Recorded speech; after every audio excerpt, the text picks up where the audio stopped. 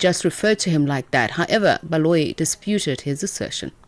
Otherwise, we are now in the realm of beyond irrationality but madness now.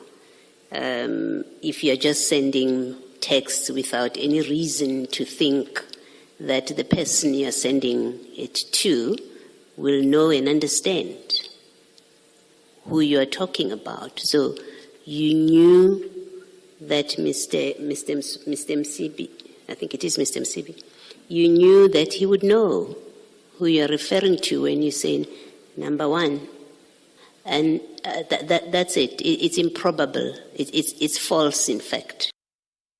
Malaria cases have been increasing significantly in most malaria endemic regions on Namibia over the past 4 weeks. As of the 25th of January, the country reported a total of 8,760 confirmed cases compared to the same period with 5,229 cases last year. This is an increase of 68% in relative terms. Namibia usually experiences seasonal malaria transmission. Seasonal peaks start in December until late April. Joy Lohodi has more on the story. The Ministry of Health and Social Services in Namibia has called on all Namibians and travelers to the north and northeastern parts of the country to take all necessary precautions to prevent malaria infections. It says it is working closely with relevant stakeholders, including local communities and NGOs, to ensure a coordinated response and effective to the outbreak. Symptoms include headaches, muscle and joint pains, chills and shivers, fatigue, nausea and vomiting. The United Nations peacekeeping mission in the Democratic Republic of Congo will send its first team to monitor a ceasefire between Congo's government and the AFC M23 rebel group in the coming days. This is according to Qatar's foreign ministry following talks in Doha. Qatar said the team would be deployed in Uvira, a strategic city in eastern Congo that AFC M23 fighters captured in December during a rapid offensive. Tutongobeni reports. The late-night announcement has been described as a sign of progress between the Democratic Republic of Congo and the M23. The United States is hosting separate talks between Congo and Rwanda, which the United Nations and Western powers say backs AFC M23, an allegation Kigali denies. The Qatari Foreign Ministry says Congo and the M23 had agreed on detailed terms of reference for the ceasefire monitoring mechanism created under an agreement reached in October and reaffirmed their commitments under the broader peace deal framework signed in November. Ukraine has suffered yet another night of heavy bombardment as Russia again targeted energy infrastructure in Kiev and several other regions, including Kharkiv and Odessa. President Volodymyr Zelensky accused Moscow of using the coldest days of winter to terrorize people as temperatures dropped to below minus 20 degrees Celsius. Residents of affected areas in Kiev have been expressing their frustration. They keep saying there will be an energy ceasefire. Where is the ceasefire? At first, they said it will last for a week, then 3 days. And now, well, they have hit us hard. What should people do now? Where should they live? There is always hope. Everybody hopes that maybe the situation will get better, that the war will end. But no, there is nothing like this in the foreseeable future. The Russians use this weather to target the civilian population. And finally, Iran's President Masoud Pezeshkian says he has instructed his foreign minister to prepare for equitable and fair negotiations with U.S. President Donald Trump, as he has been threatening military strikes against Iran, saying it must abandon its nuclear program and stop killing protesters. His envoy, Steve Witkoff, is expected to meet the Iranian Foreign Minister Abbas Araghchi on Friday. The BBC's Barbara Plett-Asher reports. The statement by the Iranian president was tentative. He said talks should go ahead if the environment was free of threats and unreasonable expectations. He seemed to be referring to U.S. demands that any deal should cover Iran's support for regional militant groups and its production of ballistic missiles. Iran has said that's not up for negotiation and insists the focus should be on its nuclear program and lead to the lifting of sanctions. It's not clear how negotiators will navigate that divide. 1 hour, one continent, One voice. Africa World Hour with Tsepiso Makwetla on Channel Africa, the African perspective. And moving on to our top story, the government of the Democratic Republic of Congo has blamed the M23 rebel group for the deaths of more than 200 people in the recent mine collapse.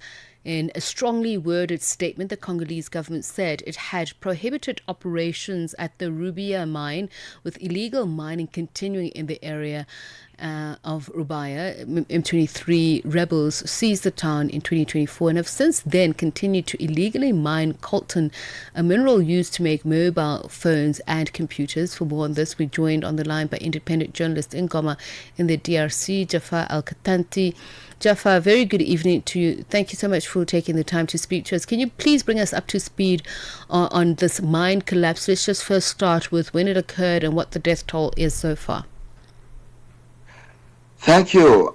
First of all, you must know that Rubaya is not only a mining site. Rubaya is, first of all, a village. So people used to stay in Rubaya, and when mineral was found, people were there. And some mining sites are really close to houses, are not even close, but mining sites are in occupied inhabitant zone. So what happened last week was a landslide, and we still don't have much information as that zone is out of the mobile phone operation since like 2 weeks ago. And we still don't have information except what the governor and his team delivered to journalists, because the governor of North Kivu under the M23 visited Rubaya after that landslide. So, is there any information on how that landslide occurred or what was behind it? I'd just like to get a little bit more detail to get a picture of what happened, how many people were affected. At the moment, we still don't know why and how everything started, but the record said, according to the spokesperson of the North Kivu governor, Mr. Kambere Lumumba, said around 200 people were died. And what I know from that mining site is a mountain in which more than 1,000 diggers used to dig every day in different holes, which some has 100 meters or even more than 500 meters. And for this, I think in this period, because we are in the rain period, with many rains and this all on the mountain, I think this was the reason of that landslide. And when that landslide occurred, were there people who were still underground mining, or did it just affect surrounding areas? Both. Miners were digging in the underground, and they were close in the mountains. And fortunately, some people living just nearby the mining site were also victims. And some families were talking about their kids, really young kids, who were missing till now. So we can presume that they are also among those 200 persons who are still missing or died. And what can you tell us about the working conditions or the illegal operations, as the government puts it, at Rubaya mines? How long has it been going on? Has it been since the occupation of the rebel groups?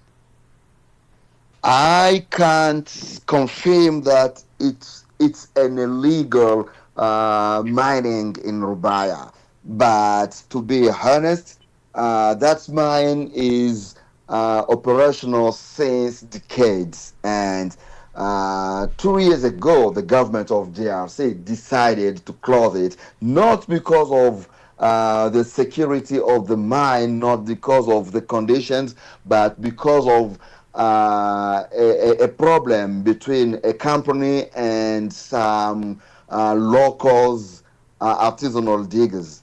But it was when the government was controlling that zone.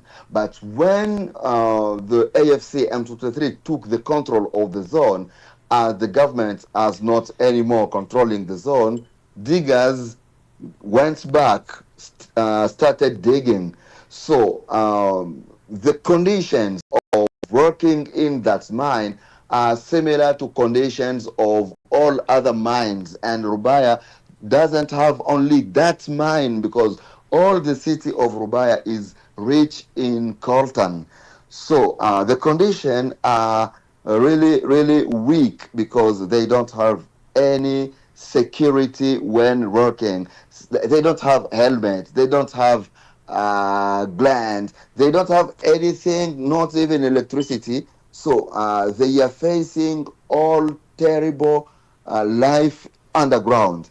That's the condition not only in the mine who collapsed last week, but in all mines in the Eastern DRC.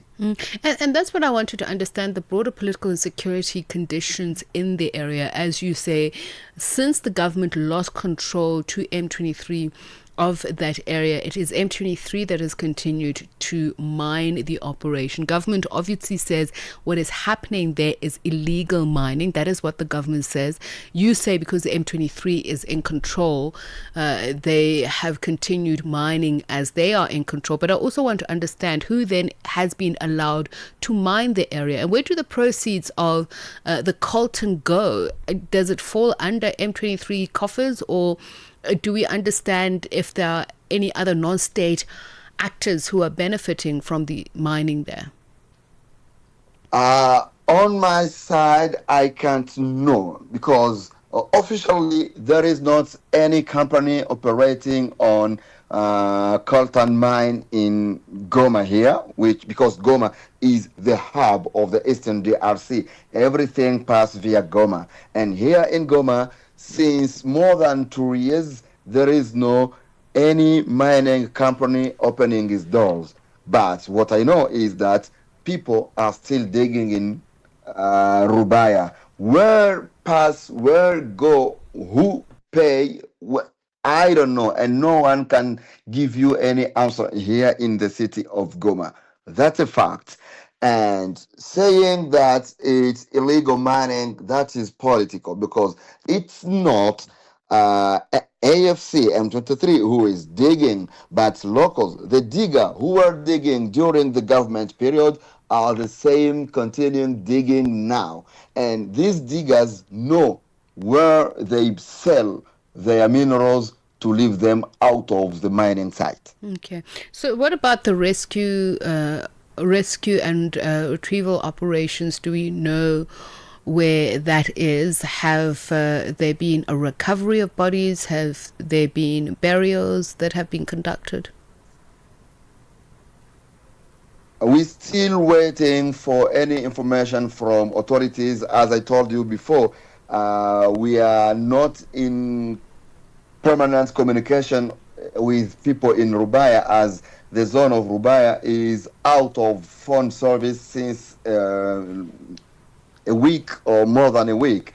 But the day the governor of North Kivu went there, he met some casualties in the hospital, victims of that landslide, and promised that they will be treated in the fee of the government. So the provincial government decided to take care of everybody who was survived from that landslide. Sorry, but for now we still don't know if they discovered other bodies or if burials have been processing, because we are not in touch with Rubaya. To go there needs many things, such as a specific authorization from AFC M23, and also during this rain season the road is horrible. All right, thank you so much, Jaffa. Jaffa Al-Katanti is an independent journalist speaking to us from Goma in the Democratic Republic of Congo. That's the eastern part of the country. It brings the time to 16 and a half past 9. Ahoy, matey! Captain here to help, right, boys? Set sail with us on a digital voyage like no other. Channel Africa has a treasure trove of awesomeness. That is our website and social media pages. Tell me, why are you here? We want you to be part of our adventure. The winds are changing, Captain. And this time... Imagine a world where curiosity knows no bounds, where entertainment meets enlightenment, and where every click leads to the African perspective. Visit us on our website, www.channelafrica.co.za, or follow us on Instagram or on X at Channel Africa 1. Go on, like us on Facebook at Channel Africa 1. So, spread the word. Tell a friend that Channel Africa's online variety is what they need on the web. Channel Africa, the African perspective. 1 hour, one continent, one voice. Africa World Hour with Tsepiso Makwetla on Channel Africa, the African perspective. And it brings the time now to 18 minutes past 9 as we continue looking at some of the developing stories across the continent and beyond. This time we go to West Africa, where the Ghanaian government says it has temporarily paused the application process for the Ghanaian citizenship by Historical Diasporans program as the country seeks to make the system more accessible and user-friendly. Since 2016, those who can prove their ancestry comes from Africa have been able to get Ghanaian nationality. The program primarily aimed at the descendants of those who were victims of the transatlantic slave trade. For more on the decision, what it means going forward, we're joined now by a political scientist at the University of Ghana, Dr. Kwame Asante. A very good evening to you, and thank you so much for speaking to us. Good evening. Well, let's just first start with the inception of the program, as we mentioned what it was meant for, but was there any other spin-off that was anticipated, as in commercial tourism? Can you just give us a little bit of background on the origins of it? You know, the whole idea of allowing African descendants from the diaspora to reconnect started with our former and the first president of Ghana, Kwame Nkrumah, trying to get Africans back home and to reconnect. Then fast forward, we had the NPP government led by Nana Akufo-Addo in 2016 open the government to African descendants to come to Africa, particularly Ghana, to be able to be integrated into the society through nationality programs. So since then, they have been that type of program where Africans in the diaspora have been able to connect with Ghana, and some have been issued passport, having gone through processes of, the legal processes to acquire that. And I understand that it prioritizes those who can draw their ancestry specifically to Ghana, but is it as broad as if you have African ancestry in general, or is it first Ghanaian and then other African roots?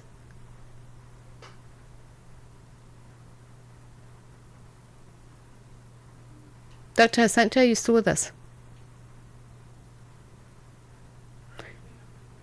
Okay, we're going to see if we can get him back. So what we're speaking about is a program that the government of Ghana has instituted that helps relocate those in the diaspora rather to Ghana, especially if they can trace back their roots to Ghana. So we are now in conversation with Dr. Kwame Asante, who is a political analyst at the University of Ghana. So the question I was asking you, Dr. Asante, was asking whether or not this is specifically for those who can trace their roots directly to Ghana, or is it for Africans, in those who have African ancestry in general? It's actually for those who can trace their root to Africa and those of African ancestry, not necessarily Ghanaians, but Africans. Then you are good to go. Yes. So can you just tell us, if there is a change now, how was the program ran initially? What were the metrics that one had to meet to be able to get citizenship? Yeah, under the program, those diasporans were supposed to go through certain processes where you needed to show proof of, your connection with Africa by way of DNA, and then other legal requirements, including fees that the people were asked to pay. And that has been the difficulty, and that has raised certain eyebrow among those in the diaspora, to the extent that the government has come in and said that let's halt it, and then let's streamline things and let us improve the process, so that at the end of the day, people can have easy access, and they can also assess the whole process and then be integrated into the Ghanaian society. What was the criticism of the fees that were sought, and do you have any idea of how much was being sought? What I have read so far is over $2,000 for shortlisted applicants and all that. And I'm yet to be seized with information about the full details about how much is it. But what I have in around is $2,280 for shortlisted applicants. And that, according to my reading and information, has raised eyebrow within the wider diasporan community. And I'm sure it's against the backdrop that the government wants to streamline things and make things accessible, and then make the program more effective and more attractive to our brothers and sisters in the diaspora. And another criticism has been the vetting process for historical descent. It's been seen as rather opaque. So, to your mind, what specific legal frameworks should be in place to circumvent any future concerns about this? I'm sure by going through this overhauling process, if I may put it that way, I'm sure some of these lingering challenges will come up for effective rates. So I have no doubt in my mind that given what the government has said, and the issue, the notice that it has issued, they should be able to follow the process through to its logical conclusion, so that some of these concerns will be addressed head on. Just looking at the years of promotion of the year of the return and beyond the return, and there's been various festivals as well, just to draw the diaspora to Ghana. What has been the benefit to Ghanaians, and also just inculcating that spirit of Pan-Africanism within the diaspora? Some part of the question, the line was not stable. If you can recap in a minute, I'll be most grateful, so that I can attend to it swiftly. Okay, I was just asking what the benefit has been of the various campaigns that have been promoting a return to Ghana, the year of the return, beyond the return. There's been various festivals that have been drawing tourism to Ghana with the aim of attracting citizenry in Ghana. What has been the benefit to Ghanaians in general? For Ghanaian society, it has been, a home core where people are allowed to make permanent connection with where they came from. And for me, that is one of the greatest things to happen to Ghana, where the people who lost to slavery and other activities have found their way back home.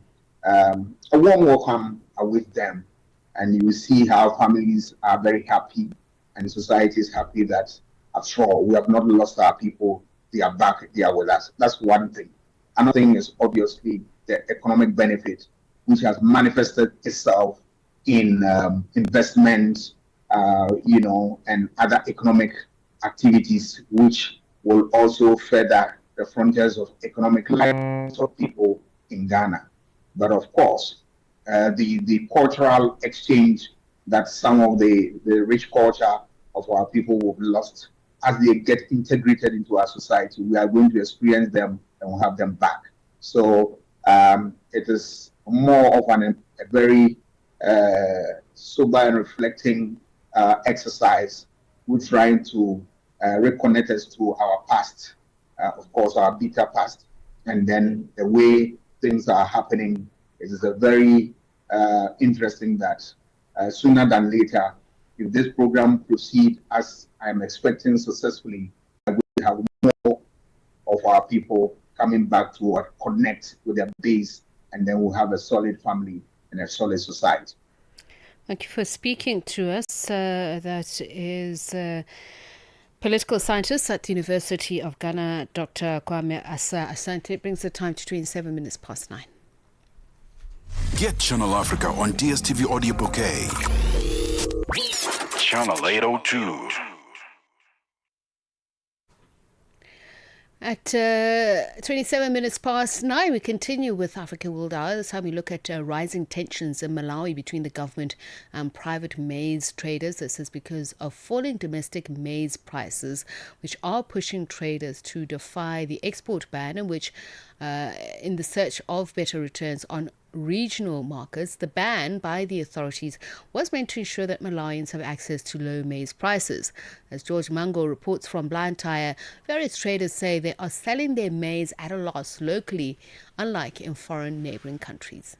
What is clear is that market sources report that maize is being illegally exported to neighbouring countries such as Mozambique, Kenya and Rwanda via Tanzania, while grain supplies continue to flow to Zambia, Malawi's traditional market. In fact, this is happening despite Malawi recently importing about 200,000 tons of maize from Zambia to cover a domestic shortfall identified by the authorities in October last year. Various analysts and civil society representatives, including consumer rights campaigners like Jean Kasunda, think grain traders have the right to export their produce for profits. The private traders are left with no option other than to defy government's ban on export of maize. This is so because government, in the first place, failed to buy maize from them. Instead, they went to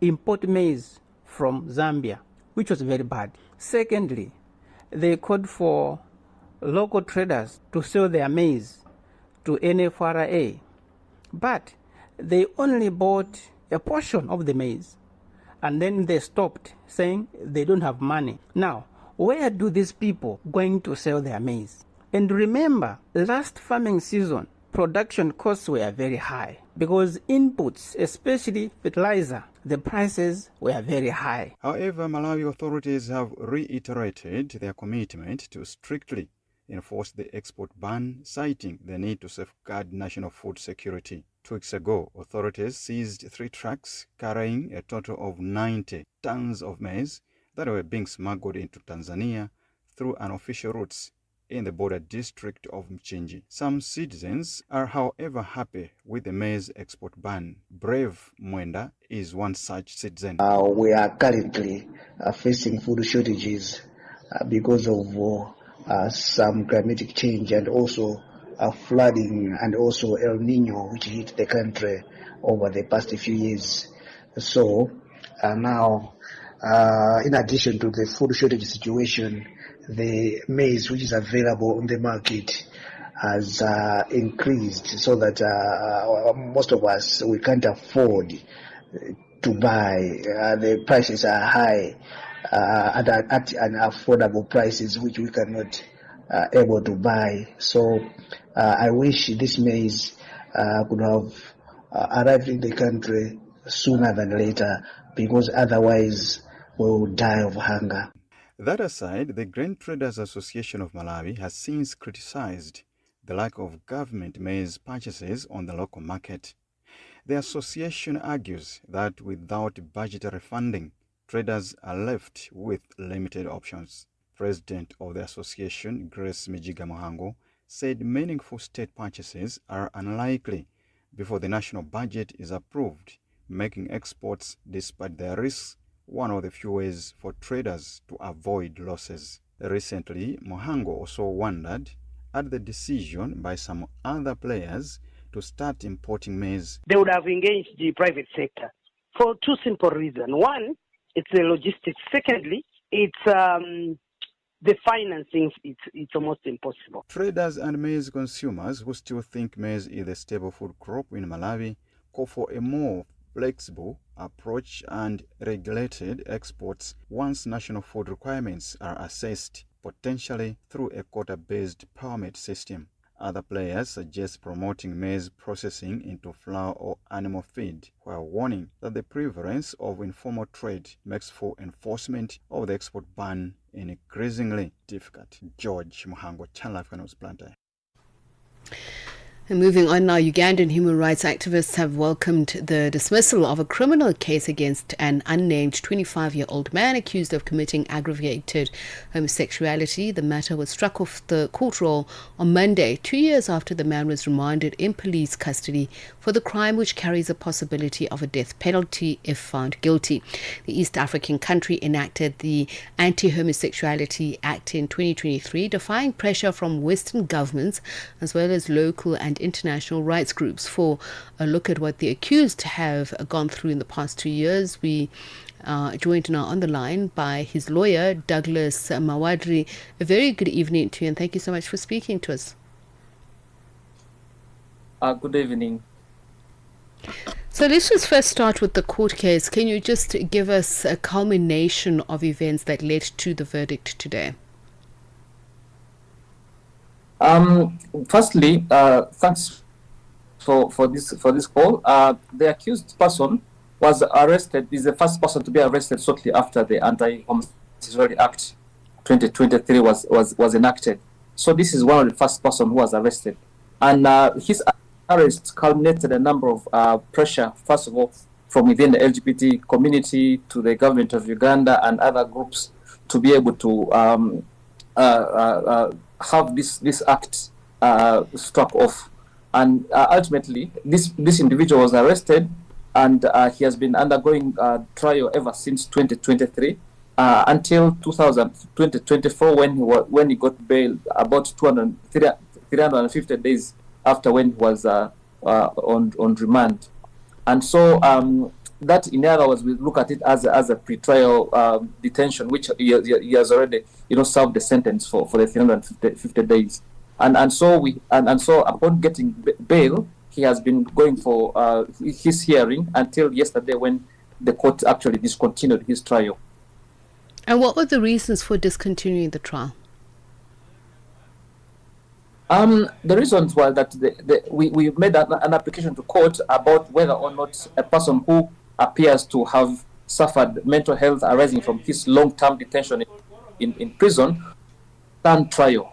So, of course, by the time the prosecution has presented 5 witnesses, and in the Ugandan criminal trial procedures, it's very difficult to actually struck off or to discontinue a case once when the prosecution starts hearing a case. So the prosecution by the time has presented 5 witnesses, and so they could not at any material time actually discontinue this case. However, as defense lawyers, we presented a medical report detailing this person's mental health, psychiatric report about this individual, and we told court that this is an individual who actually has suffered while he was in detention for the 350 days while he was being detained, and so he had developed some mental health condition, which actually the psychiatric evaluation report indicated that he had a little bit of some psychosis, which was resulting from the fact that he had been overly detained at prison. And so because of that, we made our submission to say that this is an individual who is actually not sane anymore to be able to stand this trial. And of course, the penal code provides that every person is presumed sane unless when any other contrary provision, other contrary position has been found. And so the psychiatric report actually indicated this is an individual who has actually suffered a little bit of a mental health, who had developed a little bit of a mental health condition from the long pre-hearing time. So we told court that this is an individual who can actually not stand trial because of his mental health condition. And that was actually our... Without obviously betraying his identity.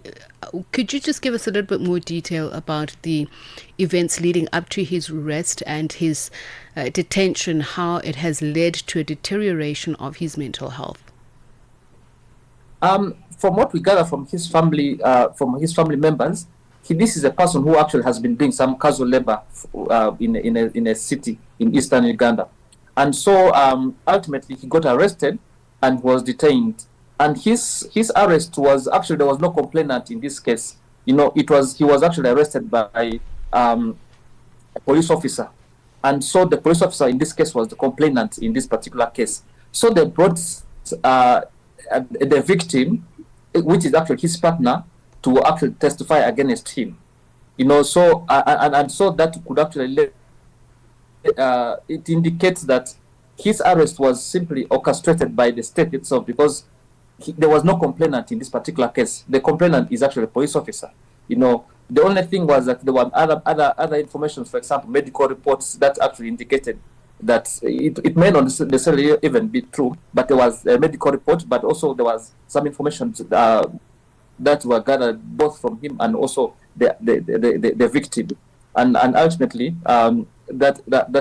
those are the things under which they were being tried upon. And you say his partner was made to testify against him. Was he threatened to do so? I just want to understand what legal frameworks were used to compel the partner to complain against him. To testify against him if he was not the complainant. I would strongly feel that the partner was coerced to testify against him, and out of fear that he might be detained. And eventually he was turned to become a state witness. So he actually came to court and testified as a state witness. And mind you, that there was a lot of, at that particular time, there was a lot of intimidation and fear for any other person who could actually be arrested under that offense. And as I said, this was an offense which at the time was politically motivated, and there was a lot of pressure on any other individual who could actually be associated with that particular offense. So we believe that the partner becoming a state witness was out of coercion, but not out of willful intention, really. And just this outcome, does it have any legal precedent for challenging other long-term detentions under the Anti-Homosexuality Act, or perhaps even any other legal act?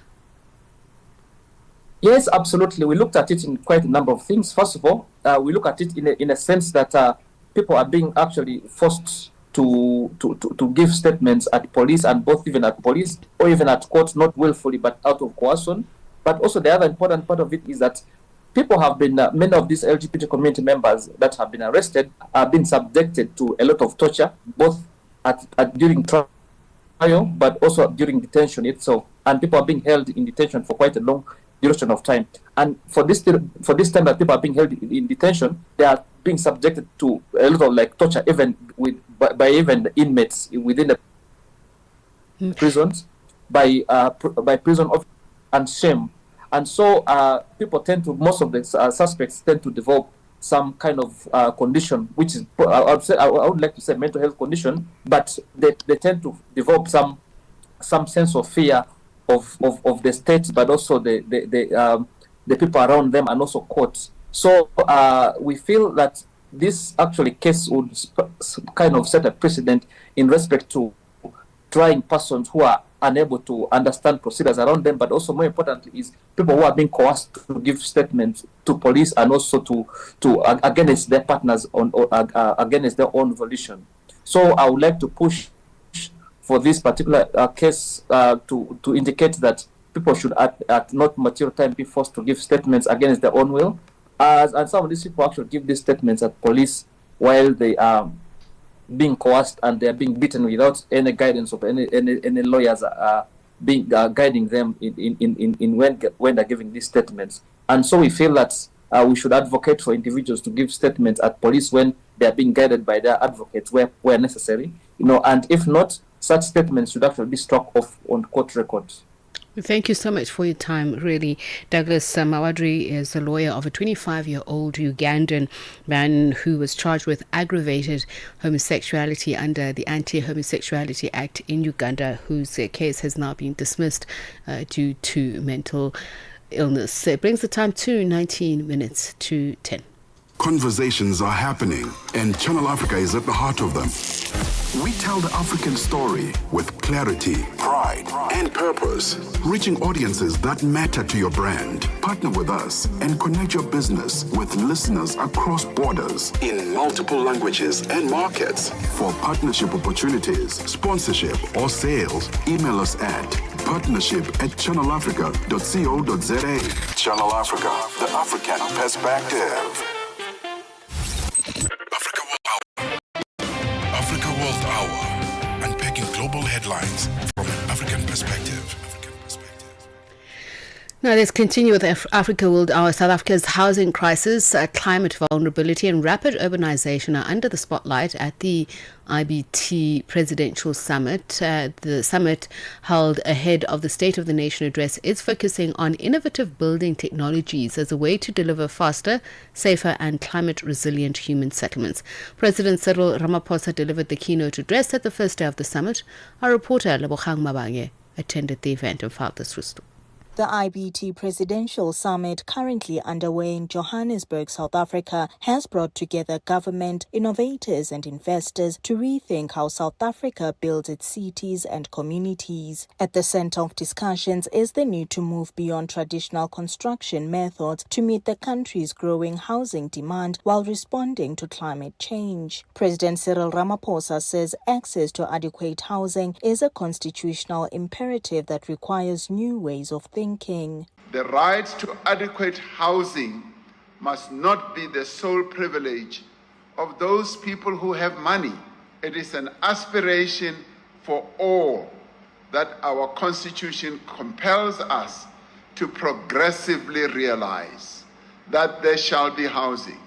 This summit has been convened because it is time to think differently. We have to think beyond traditional ways of building. We have to think beyond just brick and mortar. We must embrace technological solutions that enable housing to be delivered faster, better, and at scale. The president also warned that continuing to build in the same way will leave vulnerable communities exposed, especially as climate-related disasters intensify across the country. In recent years, many parts of our country have borne the brunt of climate change. It is always the poorest and the most vulnerable who suffer first, but more importantly, or worse, who suffer the most.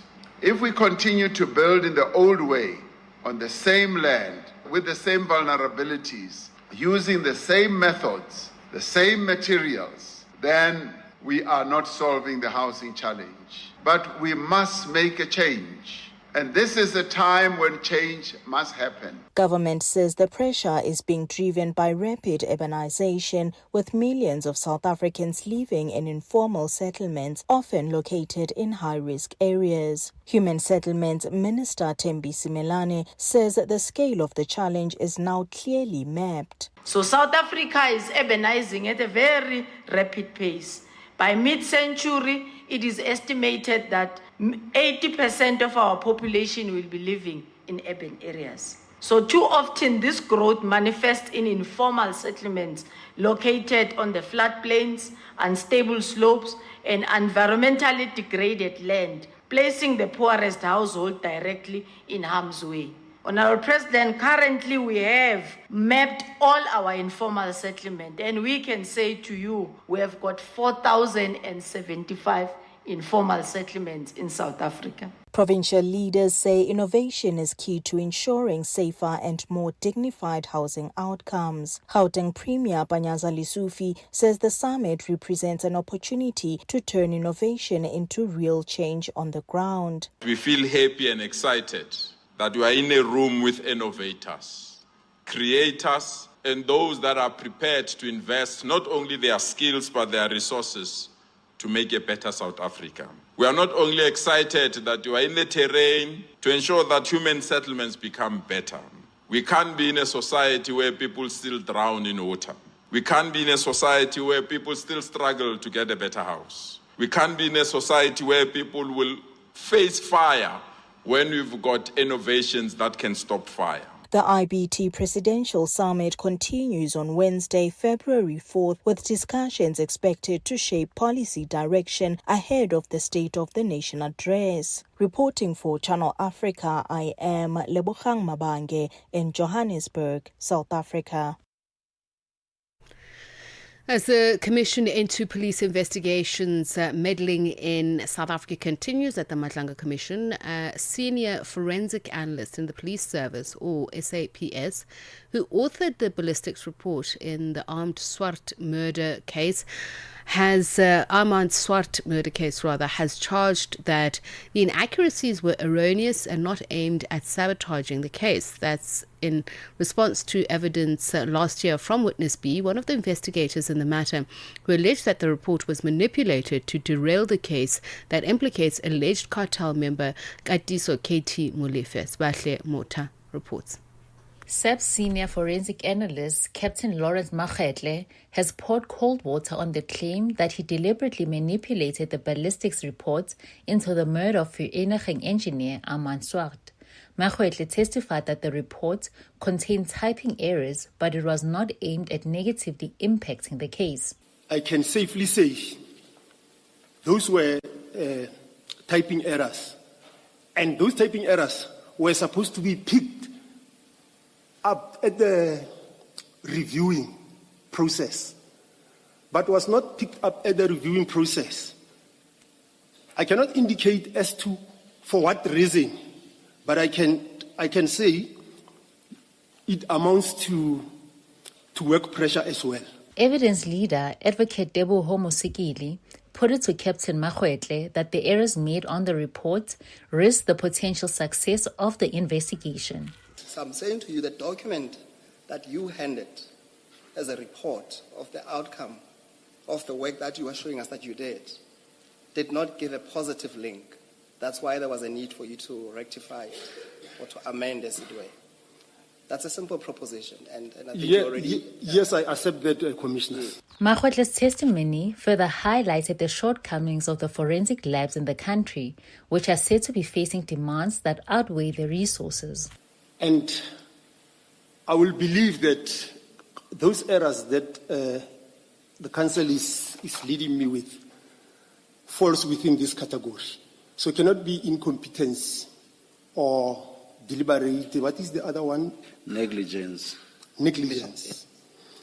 But as I already indicated, Commissioners, that the errors will arise time to time as long as there is still pressure at the lab. The errors will always be there because we push quantities, not quality. Hearings continue on Tuesday with a new witness. I am Sibahle Mota in Pretoria.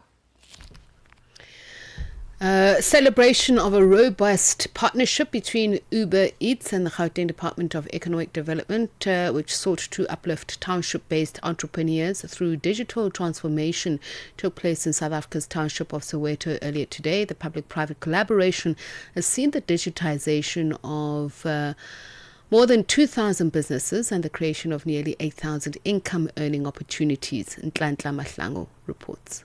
In 2023, Uber Eats signed a 3-year partnership with the Gauteng Department of Economic Development to support the implementation of the Township Development Act by bringing township businesses into the digital economy. The agreement focused on digitizing township restaurants and food businesses, creating earning opportunities for delivery people and expanding access to customers beyond traditional walk-in trade. Through the partnership, more than 2,000 township merchants have signed up to use the Uber Eats platform and have been provided support with training tools and visibility to help them grow. Speaking at the event, the MEC for Economic Development in Gauteng, Lebogang Maile, reflected on the significance of this milestone. The work does not end here. There is still more to do and more opportunity ahead. Today, however, we take a moment to celebrate the entrepreneurs who continue to build, the delivery partners who keep moving, and the partnership that proves that inclusive economic growth is achievable when we work together. Nzwaki Ntsibanyoni, General Manager for Uber Eats in Sub-Saharan Africa, says the partnership has helped address challenges while offering valuable lessons on how inclusive growth can be supported through collaboration and digitization. So the biggest challenges were confidence, and understandably so, digital familiarity, and infrastructure constraints. That is why onboarding, training, and hands-on support were just as important as technology itself. This is just not a brand-based model. It is participation in a live marketplace. As long as merchants meet demand and delivery networks remain active, the income opportunities are self-sustaining. The celebration also honored outstanding township merchants and delivery people whose efforts have driven the success of the initiative. Rulani Shibambo, Kota King owner, was one of the recipients. He was named the Merchant of the Year. I'm super happy and excited about this milestone. It really means a lot to me. I mean, because we're in the world of digitalization, everyone is watching, everyone is recognizing us. So it means it's more customers for us, more attention into our business because they can see we've won an award, a Merchant of the Year. It really means a lot. Reporting for Channel Africa, I am Dlandla Mahlangu in Johannesburg. And Auckland Park, Johannesburg is indeed where we are. And that's where African Diaries is coming out from as well. That's right after Africa World Hour. Shailene Dukumana in the studio to share with us what's coming up on the program tonight. So, ma'am, how are you doing? It's a Tuesday. Let me reserve my... I'm very bad at pretense, you know what I mean. So today we are focusing on GBV. Now last week we gave room for the voices of GBV survivors. This week we're focusing on organizations that are essentially part of the lifeline of the development and the thriving ability of a survivor. So in the first hour we have an opportunity to speak to Sibusiso Mbele, who is the creator of Iris Lifeline app, and that's an app that facilitates a conversation between victims and, of course, affording them levels of counsel. And so in the second hour of the show, we are going to be speaking to Samuel Subere, who is the General Counselor Director for the Table Talk Wellness Support Services. And so that is the show that comes your way. All right, that's African Diaries later on today. And let's wrap up Africa World Hour. Haier, a China-based multinational home appliances manufacturer, has officially entered the South African market. The company says the move positions South Africa as its starting point for expansion into the rest of the African continent. The launch, which took place at the Sandton Convention Centre in Johannesburg, brought together government representatives, diplomats and business leaders to discuss investment, energy efficiency and industrial development. Labogang Mabange again reports.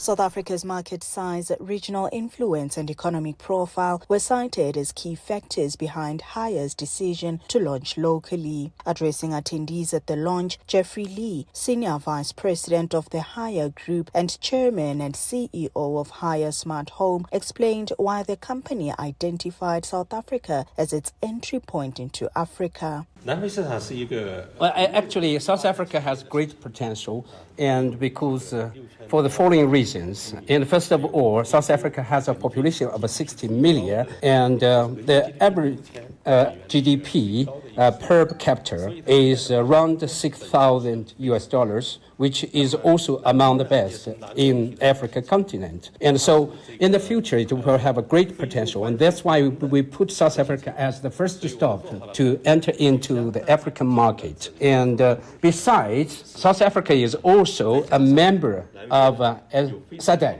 as well as SACU. Haier says its product offering is designed to respond to South Africa's electricity constraints with a focus on energy efficiency and alternative power solutions. Lee says the company believes its technology can address local challenges. We know that South Africa is lack of electricity, and so we use solar, and we actually save up to 70% of the energy saving, and which is also bringing value to the local customers. So, in general, or in summary, and we would say that we will bring both technology, but also bring the products which can be applied and used in the local markets according to the local demand. The launch took place against the backdrop of growing economic cooperation between China and African countries. Qin Jinping, Minister Plenipotentiary at the Embassy of the People's Republic of China in South Africa, outlined China's broader approach to supporting industrialization on the continent. China has released its action plan for implementing the G20 initiative on supporting industrialization in Africa and least developed countries, supporting efforts to reduce the debt difficulties of developing countries.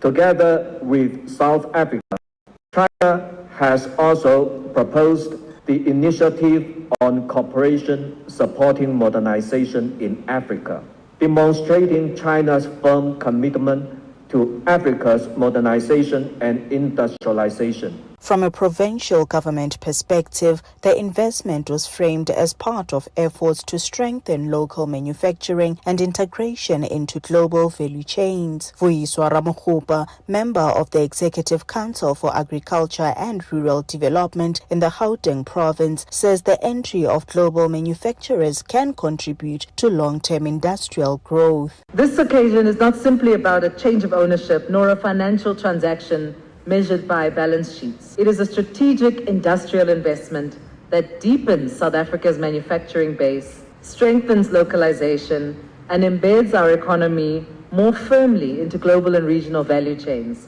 This is the kind of investment that builds resilience, capability, and long-term competitiveness, and it's exactly the type of investment that Gauteng seeks to attract. Haya has not yet outlined the scale of its local operations or manufacturing footprint, but says South Africa will play a central role in its plans for the African market. Reporting for Channel Africa, I am Lebogang Mabange in Johannesburg, South Africa. And that's how we say goodbye this Tuesday. Until the next time, it's goodbye for now. The Midnight Snack, 12 to 3 a.m.